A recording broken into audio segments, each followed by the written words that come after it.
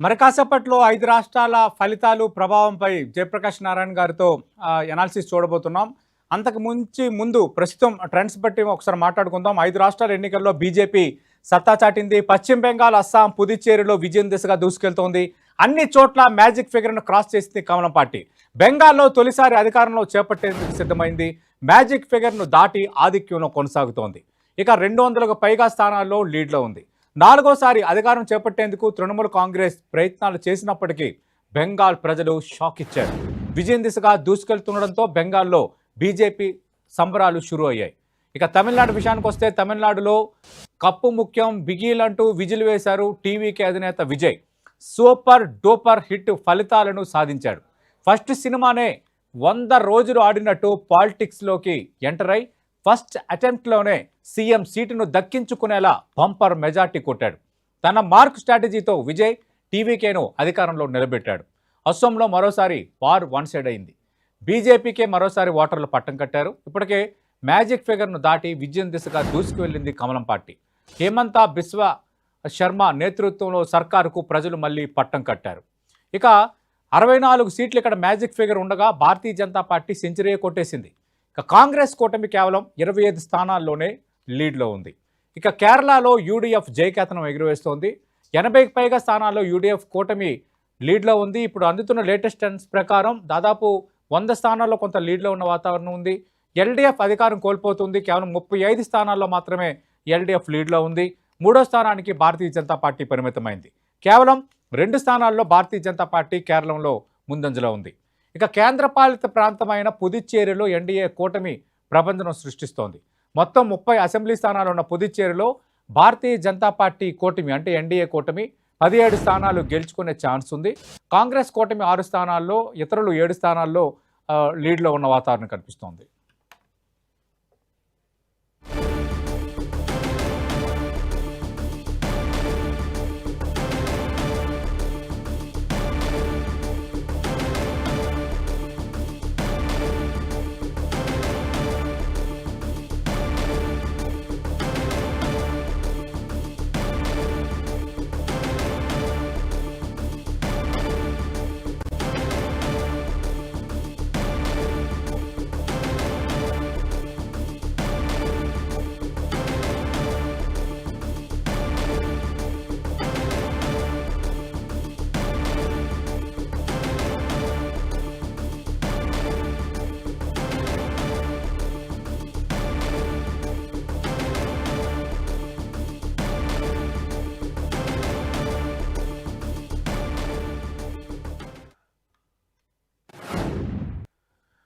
Right, ఇక బెంగాల్లో BJP భారీ విజయంపై ప్రధాని మోదీ హర్షం వ్యక్తం చేశారు. బీజేపీని గెలిపించిన బెంగాల్ ప్రజలకు ఆయన కృతజ్ఞతలు తెలిపారు.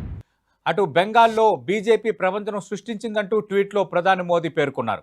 ఎన్డీఏ సర్కార్ చేస్తున్న అభివృద్ధికి ప్రజలు పట్టం కట్టారంటూ ట్వీట్లో మోడీ పేర్కొన్నారు. అన్ని వర్గాల కోసం బీజేపీ ప్రభుత్వం పనిచేస్తుందని, బెంగాల్ ప్రజల ఆకాంక్షలకు అనుగుణంగానే పాలన కొనసాగిస్తామని ప్రధాని మోదీ ట్వీట్లో పేర్కొన్నారు. మరి కాసేపట్లో ఢిల్లీలో పార్టీ కేంద్ర కార్యాలయానికి ప్రధాని మోదీ చేరుకోబోతున్నారు. బీజేపీ శ్రేణుల్ని ఉద్దేశించి మాట్లాడబోతున్నారు. ఈ 5 ఫలితాలపై ఆయన ఎలాంటి వ్యాఖ్యలు చేస్తారు అన్నది ఆసక్తికరంగా మారుతోంది. ఇప్పటికే బెంగాల్ విజయంతో భారతీయ జనతా పార్టీ అలాగే ఎన్డీఏ అధికారంలో ఉన్న రాష్ట్రాల సంఖ్య దేశంలో 22కు పెరిగింది. ఒక రకంగా పశ్చిమ బెంగాల్లో విజయం సాధించడం, ఆల్రెడీ అధికారంలో ఉన్న పుదుచ్చేరి, అస్సాంను నిలబెట్టుకోవడంతో భారతీయ జనతా పార్టీ ఆనందానికి అవధులు లేకుండా పోయాయి. భారతీయ జనతా పార్టీకి ఒక రకంగా 5 రాష్ట్రాల ఫలితాలు ఒక బిగ్ బ్రేక్ త్రూగానే చెప్పాలి. ఆ నేపథ్యంలోనే బెంగాల్లో బీజేపీ ప్రభంజనం సృష్టించిందని ప్రధాని మోదీ ట్వీట్ చేశారు. బెంగాల్ విజయం పట్ల ఆయన పూర్తి సంతృప్తిగా ఉన్నట్టుగా మనకి ట్వీట్ ద్వారా అర్థమవుతోంది. ఎన్డీఏ సర్కార్ చేస్తున్న అభివృద్ధికి ప్రజలు పట్టం కట్టారు. అలాగే బెంగాల్ ప్రజల ఆకాంక్షలకు అనుగుణంగానే భారతీయ జనతా పార్టీ ప్రభుత్వం పనిచేస్తుంది, మీరు ఏం కోరుకున్నారో అది మేము ఇస్తామంటూ మోదీ ఆ ట్వీట్లో స్పష్టం చేశారు.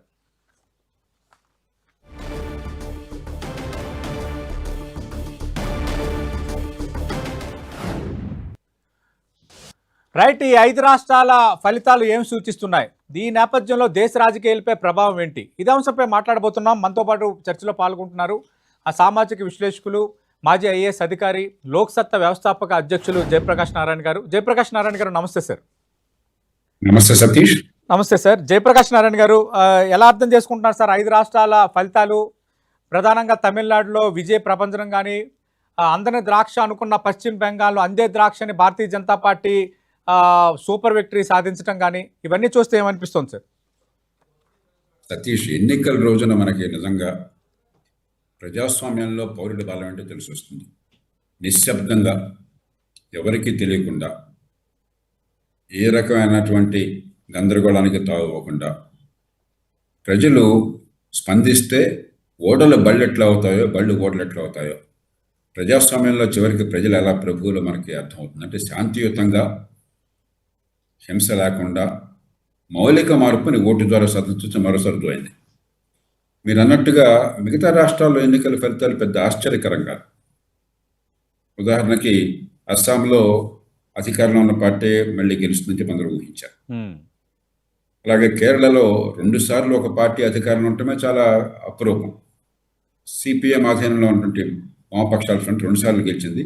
ఈసారి మళ్ళీ యూడిఎఫ్ వస్తుందని అందరికీ తెలుసు. అలాగే పెద్దగా పరిపాలన మార్పు ఉండదు. కేరళలో అదృష్టం ఏంటంటే ఏ పార్టీ అధికారంలో కూడా కొంత కంటిన్యూటీ, కొనసాగింపు, కొంత నింపాదిగా జరుగుతుంది. అధికార వికేంద్రీకరణ అనుకోండి, ఒకటి రాగానే మరి మార్చేది. కేరళలో పెద్ద తేడా కనిపించదు. బెంగాల్లో ప్రభుత్వం మారినా కూడా ఇది మామూలు రాజకీయంలో భాగం. 15 ఏళ్ల పాటు అధికారంలో ఉన్నారు తృణమూల్ కాంగ్రెస్ పార్టీ వారు, మమతా బెనర్జీ నాయకత్వంలో. ఆమె చేసిన పొరపాటు ఏమన్నా ఏమిటంటే మార్క్సిస్ట్ పార్టీని ఓడించిన తర్వాత ఆ విధానాలను కొనసాగించారు. స్వతంత్రం వచ్చిన కొత్తలో పశ్చిమ బెంగాల్ దేశంలో 11% సంపదకి వారసత్వం ఉండేది, 11% జీడిపి వాటా ఉండేది. కాలక్రమేణా దేశంలో జీడిపి వాటా పశ్చిమ బెంగాల్ తగ్గిపోయింది, 5.5% పడిపోయింది.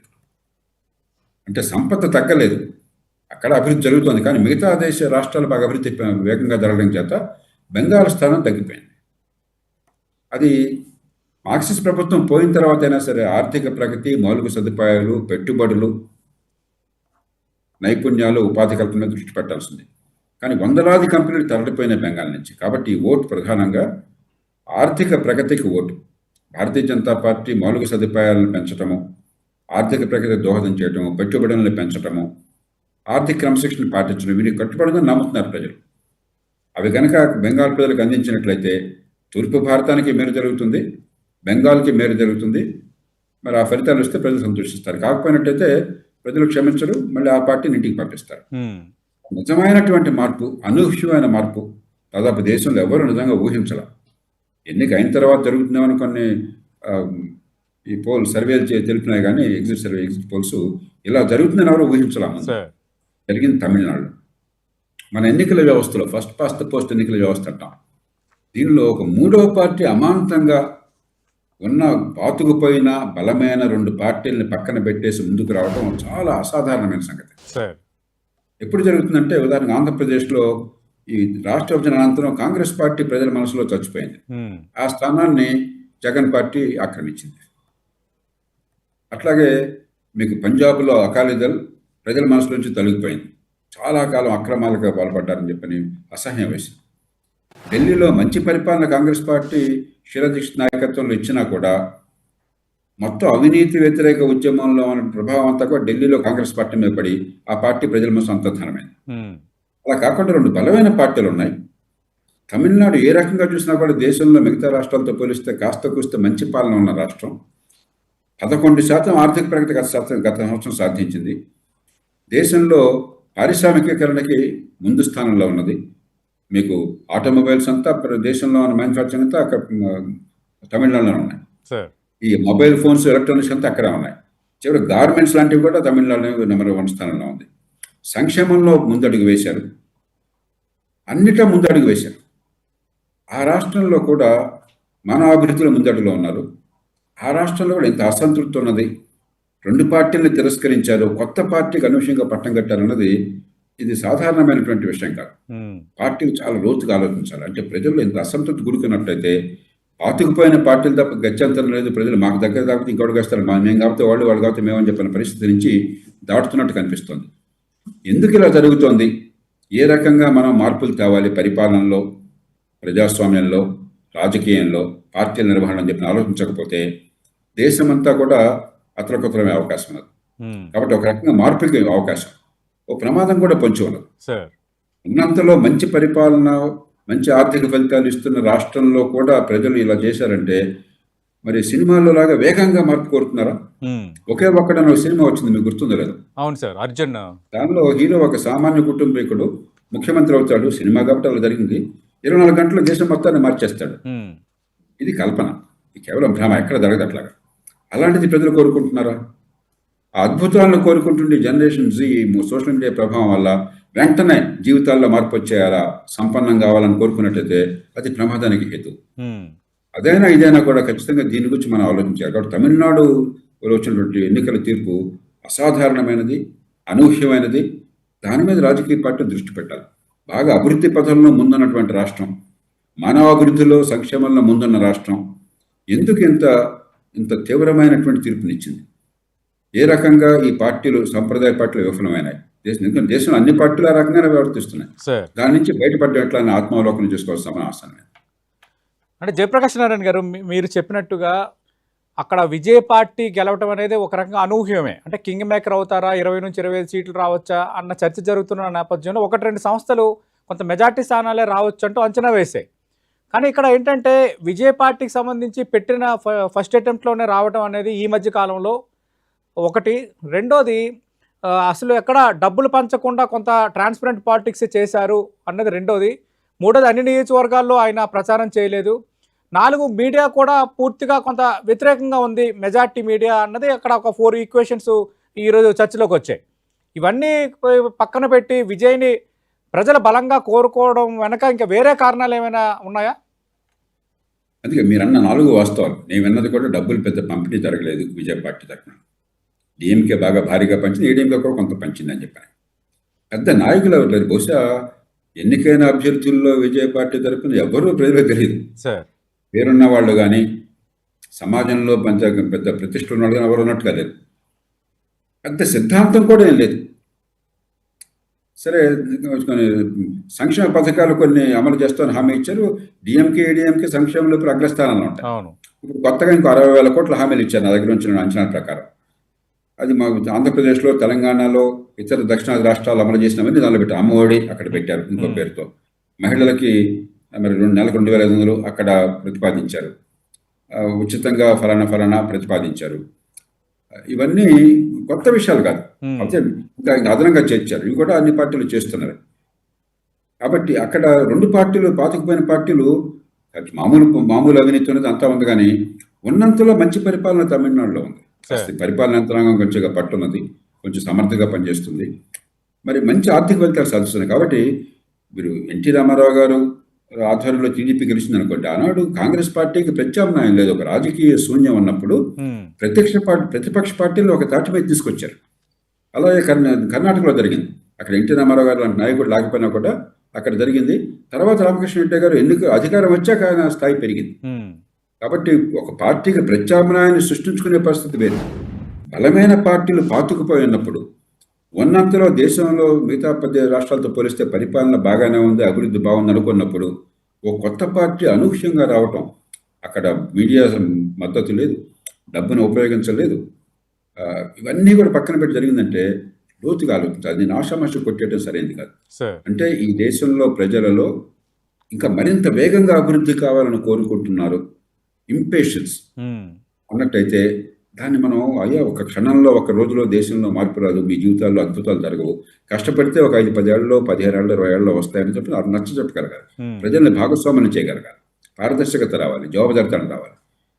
అలా కాకుండా లేదు రాజకీయంలో మార్పును కోరుతున్నా, మంచి పరిపాలన కొంతమేరకు ఇచ్చినా కూడా, మరి కొంత ఆర్థికంగా ప్రగతి ఉన్నా కూడా అంతా అవినీతి ఉంది. అది వాస్తవం. తమిళనాడులో ఉంది, కర్ణాటకలో ఉంది, తెలంగాణలో ఉంది, ఆంధ్రప్రదేశ్లో ఉంది. అది వాస్తవం. ఇది మేము భరించలేకపోతున్నాం. అధికార కేంద్రీకరణ ఉన్నది, వంశపారంపర్య రాజకీయం ఉన్నది, డబ్బుల రాజకీయం కొనసాగుతున్నది, ఓట్లు కొని డబ్బులు సంపాదించడంలో మునిగి తేలుతున్నారు, మేము క్షమించమని చెప్పాను అనుకోండి, అది మంచి సంకేతం. అది ఏమిటన్నది లోతుగా చూడాలి. ఖచ్చితంగా తమిళనాడు ఫలితం మన రాజకీయంలో ఒక మంచి చర్చకి, లోతైన పరిశీలనకి ఒక అవకాశాన్ని ఇచ్చింది. సరే, ఈ ఫలితంతో మిగతా రాష్ట్రాల్లో అధికారంలో ఉన్న పార్టీలు కానీ ఎలాంటి మార్పు ఆలోచించాలి? అంటే మీరు అన్నట్టుగా తమిళనాడు అన్ని పారామీటర్స్‌లో బెస్ట్ పెర్ఫార్మన్స్ ఇస్తోంది. అక్కడ సోషల్ వెల్ఫేర్ కూడా బెస్ట్‌గా జరిగిందని మీరు చాలా గణాంకాలు కూడా చెప్పారు. అయినా ప్రజలు ఒక థర్డ్ ఆల్టర్‌నేటివ్‌ని పట్టం కట్టిన వాతావరణం క్రియేట్ అయింది. దేనికి సూచిక ఇది? ప్రజాస్వామ్యంలో ప్రజలు ప్రభువులను మళ్ళీ ఇంకోసారి గట్టిగా తేల్చారు. కాబట్టి పార్టీలు మాకేం ఇబ్బంది లేదు, మమ్మల్ని ఎవరు ఏం చేయలేరని చెప్పిన అహంకారం నుంచి బయటపడాలి. ఒకప్పుడు ఎట్లా ఉండేదంటే 2 పార్టీలే ఉంటారు, 2 పార్టీల మధ్య ఎడం లేదు, ఇంకోటి దూరే సందు లేదు, అసలు అసాధ్యం. ఎవరన్నా వచ్చినా కూడా కొంతకాలం కొద్దిపాటి ఓటు ప్రభావం. చిరంజీవి గారు మరి జనాకర్షణ బహుశా విజయకర్తుంది అంతకంటే ఎక్కువే మన తెలుగు రాష్ట్రాలు ఉన్నాయి. ఈ సినిమా నేను చూడడం నాకు తెలియదు ఆయన ప్రభావం ఏంటో. కానీ చిరంజీవి గారు ఏం తక్కువ కాదు కదా. కొన్ని ఒక 15-16% ఓట్లు వచ్చినాయి, 15-17 సీట్లు వచ్చినాయి, అంతకంటే ఎక్కువ ప్రభావం చూపెట్టలేదు. దాని తప్పు కాదు, ఎందుకంటే మన ఎన్నికల వ్యవస్థలో 3వ పార్టీకి స్థానం లేదు. అలాంటి పరిస్థితుల్లో కూడా ప్రజలు కొత్తగా 3వ పార్టీలకి స్థానాన్ని కల్పిస్తున్నారు. లోక్సత్తాకి స్థానం ఇవ్వలేదు, మరి చిరంజీవి గారి స్థానం ఇవ్వలేదు, పవన్ కళ్యాణ్ గారికి స్థానం ఇవ్వలేదు. అక్కడ ఆప్ కానీ ఇతర పార్టీలు వచ్చినాయని చెప్పంటే ఒక పార్టీ ప్రజల మనసులో అంతర్ధానమైంది, 3వ పార్టీగా రాలా. ఒక 2వ పార్టీని ప్రజలు చంపేశారు, ప్రజల మనసు నుంచి తొలగిపోయింది వివిధ కారణాల వల్ల. అలా కాకుండా 2 బలమైన పార్టీలు ఉన్నప్పుడు పెద్దగా అద్భుతాలేమీ జరగలేదు, అక్కడ అనూహ్యమైన సంఘటన జరగలేదు. అధికారంలో ఉన్న పార్టీ మీద తీవ్రమైన విద్వేషం కనిపించలేదు. ఉన్నంతలో స్టాలిన్ గారు కాస్త గౌరవప్రదంగా పరిపాలన చేశారనే చాలా మందికి భావం ఉంది. గతంలా కాకుండా మరి పెత్తందరి రాజకీయం కూడా లేదు. అదే తమిళనాడు ఎట్లా ఉండేది, వీళ్ళు అధికారంలో ఉంటే వాళ్ళు అసెంబ్లీలో కూడా కూర్చునే అవకాశం లేదు, వాళ్ళు అధికారంలో ఉంటే అసెంబ్లీకి కూడా వెళ్ళారు. అట్లా కాకుండా కొంచెం మర్యాదపూర్వక రాజకీయాలు, చాలా రకాలుగా కొంచెం ఒక మంచి వాతావరణం ఉందన్న భావం కలగజేశారు.